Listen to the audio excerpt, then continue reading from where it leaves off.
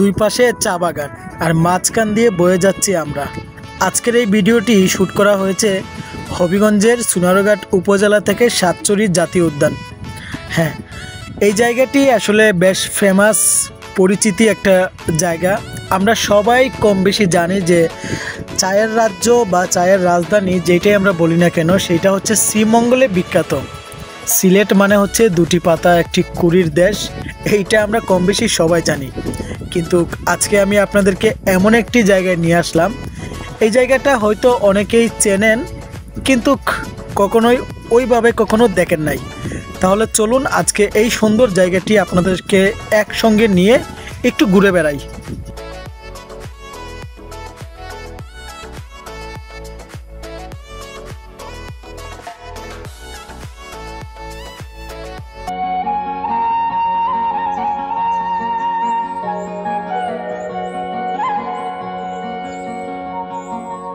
সাতচুরি জাতীয় উদ্যান আপনারা একদিনে ঢাকা থেকে এসে এখানে কিভাবে ঘুরে যাবেন, কোথায় থাকবেন, কত টাকা খরচ, সব কিছুই বলে দিব আজকের এই ভিডিওতে।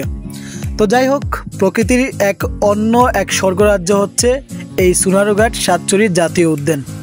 এখানে আপনি চা বাগান, রাবার বাগান, সবুজ গাছপালা থেকে শুরু করে লেক থেকে শুরু করে সব কিছুই পেয়ে যাবেন।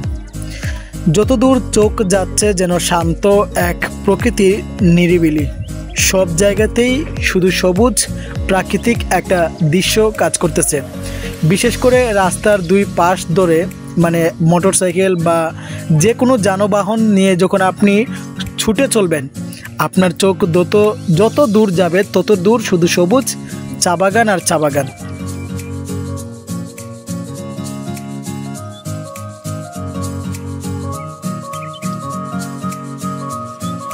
সাতচুরি জাতীয় উদ্যানের আশেপাশের জায়গায় আপনার দু চোখ যত দূর যাবে শুধু চা বাগান, টিলা, রাবার বাগান, এই সমস্ত কিছুই আপনার চোখে পড়বে। বন্যপ্রাণী, বান্দর, তারপর হচ্ছে বিভিন্ন প্রজাতির পাখি আছে, খরগোশ আছে, সব কিছু পেয়ে যাবেন এখানে। বলা চলে একটা বিকেল বা একটু সময় কাটানোর এক দিরন্ত সময় এখানে পার করতে পারবেন। এখানে ঢাকা থেকে, সিলেট থেকে বা বাংলাদেশের বিভিন্ন প্রান্ত থেকে কিন্তু এখানে অনেক মানুষ আছে। বিশেষ করে কিছুদিন আগে এখানে দুরন্ত সাইকেলের একটা অ্যাড করা হয়েছিল। ওই যে আমার পাশে যেই ছড়াটা দেখতে পারতেছেন বালুর, এই জায়গাটিতে দুরন্ত সাইকেলের একটা বিজ্ঞাপনের কাজ করা হয়েছিল। এই জায়গাটি এটার জন্য কিন্তু বেশ বিখ্যাত বলতে পারেন।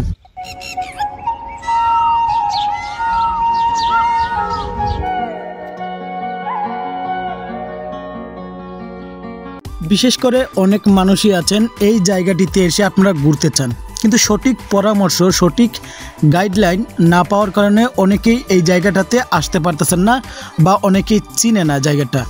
তো যাই হোক, আমি আজকে আপনাদেরকে বলে দিচ্ছি, আপনি ঢাকার যে কোনো জায়গা থেকে খুব সহজে আপনাকে প্রথমে চলে আসতে হবে মাধবপুর উপজেলাতে। মাধবপুর অথবা জগদীশপুর আসার পর আপনাকে যে কোনো অটো অথবা সিএনজি অথবা লোকাল বাসে করে আপনাকে বলতে হবে সাতচুরি জাতীয় উদ্যান। এই জায়গাটাতে আসলে আপনি সাতচুরি জাতীয় উদ্যান সহ চা বাগান বা সোনারঘাট যে কোনো সুন্দর সুন্দর জায়গা কিন্তু আপনি ঘুরে যেতে পারবেন খুব সহজে।